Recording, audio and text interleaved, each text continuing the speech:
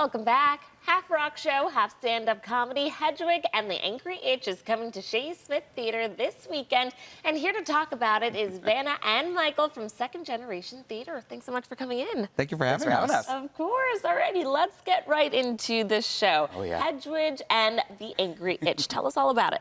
So Hedwig is the story of, the script calls her the internationally ignored songstress.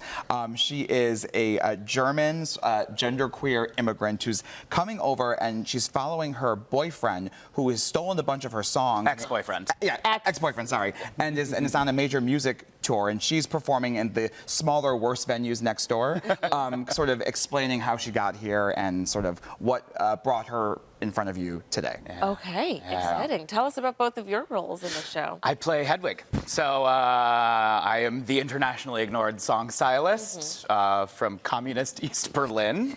We're set in 1998. Just so we know. Yeah. It's not a modern day thing. So we're following around my ex-boyfriend, Tommy Gnosis, who is a big rock star in this day that we're setting it in. And a thief. And a thief. A thief, yes. Nonetheless, yeah. And I am the director of the production. Okay, Yes. amazing. So what should people expect if they're coming out to see this show? A lot of laughs, Okay. a couple tears, Ooh. some great songs. It's, they just said it. It's half rock show, half stand-up comedy. It's a lot of storytelling. It's just great. And it's 90 minutes top to bottom. So you're in and out. In and out, nice and easy. And I think it's a rare thing where people that like theater will enjoy it because it is still a musical, but also if you just like punk rock music, you will also like it because the score is it's a great four-piece band and it's like actual legitimate punk rock music. Oh. So that's really exciting. Pretty cool. Okay. So is it original song? Is it like jukebox? It's real. No, it was written in 1998 by John Cameron Mitchell and Stephen Trask, but it kind of came up out of the New York City club scene, so it's got this sort of grit to it. Okay, Yeah. I like that. It was originally performed in like drag clubs and queer spaces in like basements in New York City. Nice. Yeah. Okay. So you just mentioned it. This seems like has an array of people that might be interested, but kind of who is the target? Who's really going to get it and appreciate this show?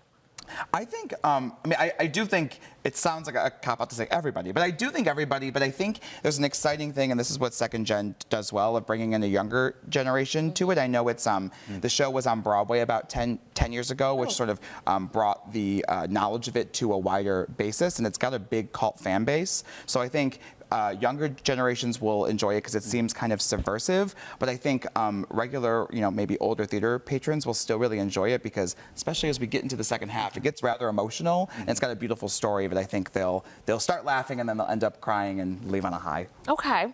I'm feeling like Rent vibes, maybe? Yeah. Okay. Yeah. Okay. Rock musicals. Yeah. I like that. I like that. Which, like, there's a lot of comedy, but like a really deep story in it. Correct, and they kind of were around the same time as that late 90s sort of movement in the theater, which had more rock music in it. Nice. Yeah. Now, as the director taking a show like this that has a long history, kind of what was your idea with bringing it here and putting your own eye and vision on it? Yeah, so when I talked about the idea with the company, a lot of it was because of Vanna. Vanna's a good friend of mine. We had sort of met each other, and I thought the show is great, but there are two people in the show. The other actor is Christopher Bartolomeo, but Vanna says almost all of the dialogue. So it's very heavy okay, it's on the Vanna show.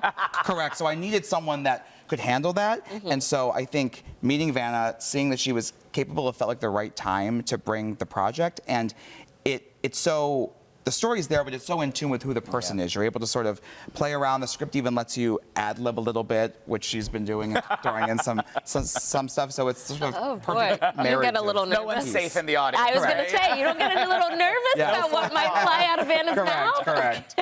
Okay. So how long is this show running for? We run May 2nd through 18th, so we open Friday, and we run for about 3 weeks. Nice. On Thursday, Friday, Saturday, Sunday.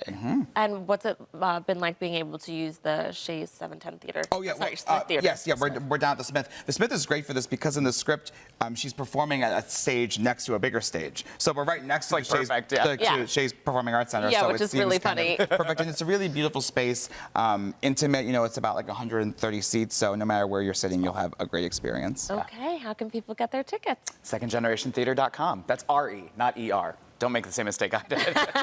And you can also go to shays.org, and there's ticket information there as well. Awesome. Well, thank you so much. Good luck with Thank the you. opening of the show. Viewers, the show is running May 2nd to the 18th. For tickets and more information, just visit secondgenerationtheaterre.com/tickets. Thanks again for coming in. Thanks. Thank you.